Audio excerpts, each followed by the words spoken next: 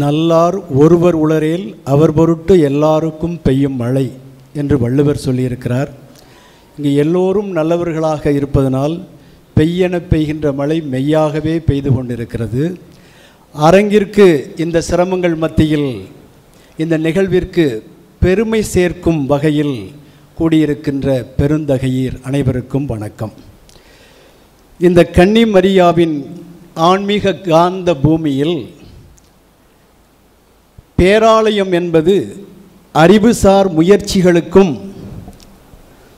கலைசார் முயற்சிகளுக்கும் புரவலப்படுத்துகின்ற ஒரு இடம் என்ற சிந்தனையில் ஒரு கன்னி முயற்சியாக, பல முயற்சிகளில் ஒரு முயற்சியாக இந்த கூட்டத்தை இங்கு கூட்டுவதற்காக தஞ்சை ஆயர் அவர்கள் பணித்திருக்கின்றார்கள். இங்கு கூடியிருக்கின்ற யாவரும் அவரவர்களுடைய துறைகளில் கரை கண்டவர்கள், கரை கண்ட துறைகள், அரசர்கள், திறமைகளின் அரசர்கள், திறமைகளின் அரசிகள். புகழ் வெளிச்சம் படுகிறதோ அல்லது அடர் இருட்டு விழுகிறதோ அதை பற்றி அக்கறை இல்லாமல் வாழ்ந்த ஒழுக்க சீலர்கள் இங்கு குழுமியிருக்கின்றார்கள். நீங்களே திரு அவைக்கு விருதுகள்தான், உங்களுக்கு எதற்கு விருது அளிக்கும் விழா என்று கூட கேட்க தோன்றும். அதன் மூலம் நீங்கள் உலகத்தில் விசித்திரமாக இருக்கலாம், திருச்சபை உங்களை சரித்திரமாக்க விரும்புகிறது என்பதை எண்பிக்கத்தான் கருதினால் பேராயர், ஆயர் பெருமக்கள் இங்கு குழுமியிருக்கிறார்கள். தன்னுடைய பிள்ளைகள் எங்கு இருக்கிறார்கள் என்று அறிய கைபேசியை பயன்படுத்துகின்ற பெற்றோர்கள், அவர்கள் பிஸியாக இருந்தால் ஓரளவு திருப்தி, தொடர்பு எல்லைக்கு வெளியில் போய்விட்டால் சற்று பதற்றம். நீங்கள் எல்லாம் பிஸியாக இருக்கிறீர்கள், தொடர்பு எல்லைக்கு வெளியில் போகவில்லை என்பதை நினைத்து திருச்சபை இன்றைக்கு பெருமைப்படுகின்றது. பேரறிஞர் அண்ணா ஒரு முறை இப்படி சொன்னார், யாராருக்கு அமைச்சர் பதவி கொடுப்பாரோ அண்ணா என்று எல்லோரும் காத்து கிடந்தார்கள். ஒரு சிலருக்கு கொடுத்தார், பலருக்கு அதில் ஏமாற்றம் இருந்திருக்கலாம். அதை குறித்து இவ்வாறு சொன்னார், எல்லோருமே தங்க கட்டிகள், என் மடியில் இருக்கிறீர்கள், என் பெட்டியில் இருக்கிறீர்கள். அவ்வப்பொழுது அதில் கொஞ்சம் எடுத்து ஆபரணங்களாக நான் அழகு பார்க்கிறேன், அவ்வளவுதான். நீங்கள் தங்க கட்டிகள் என்பதை மறந்துவிட வேண்டாம் என்று அண்ணா அவர்கள் தன்னுடைய கட்சிக்காரர்களை பார்த்து சொன்னார். அதே போலதான் திருச்சபையும் இன்றைக்கு எல்லோரும் இறைமக்கள் அனைவருமே தங்க கட்டிகள் என்று மகிழ்ந்து கொண்டிருக்கிறது. அதில் ஒரு சிலரை ஆபரணங்களாக எடுத்து இன்றைக்கு அணி செய்து அழகு பார்க்கத்தான் உங்களை அவார்டீஸ் என்று புதிய கமாலியில் தமிழகத்திலே என்று அறிமுகம் செய்கிறார்கள். ஃபாதர் ஃபெலிக்ஸ் வில்ஃப்ரடை பற்றி நமது அன்பிற்குரிய ஆயர் மிக தெளிவாக சொன்னார்கள்.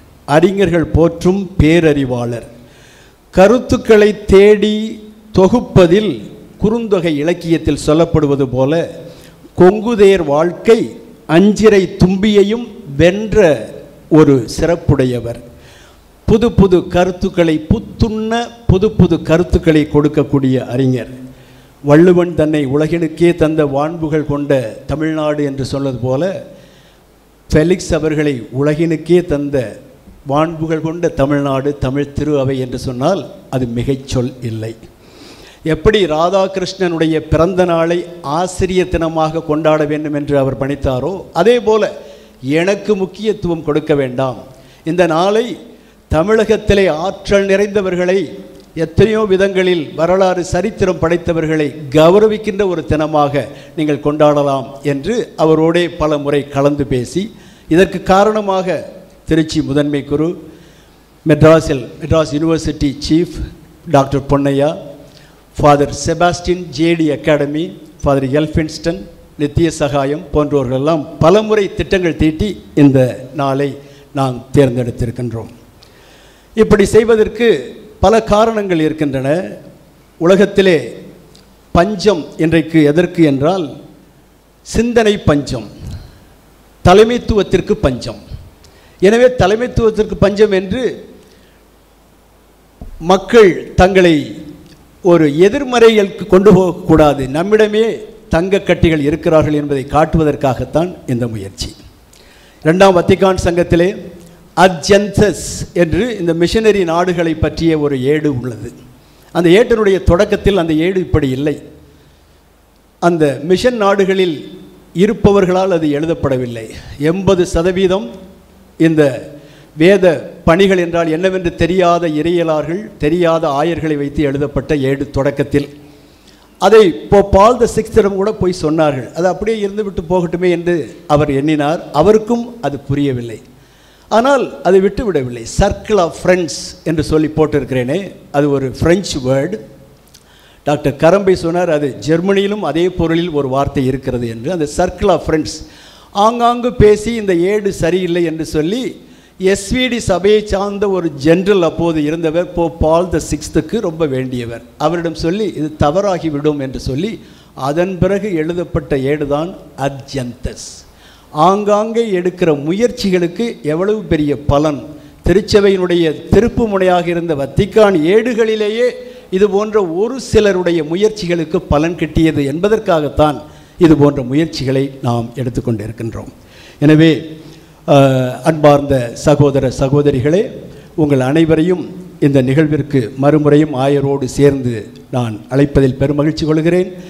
இந்த அவார்டு வாங்குகின்றவர்கள் ஆபரணங்கள், தமிழகத்திலே தடம் பதித்த ஆபரணங்கள், இவைகளையெல்லாம் மனதிலே வைத்து நாம் இந்த நிகழ்வுகளிலே பங்கு கொள்வோம்.